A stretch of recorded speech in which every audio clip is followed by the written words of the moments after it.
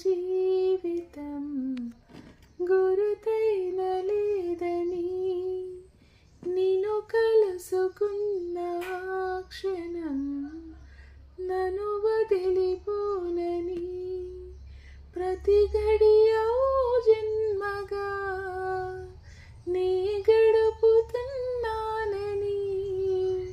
ఈ మహిమ నీదే అని నీకైనా తెలుసా అని నీకు చెప్పాలని ఒకే ఒక మాట మదిలోన దాగుంది.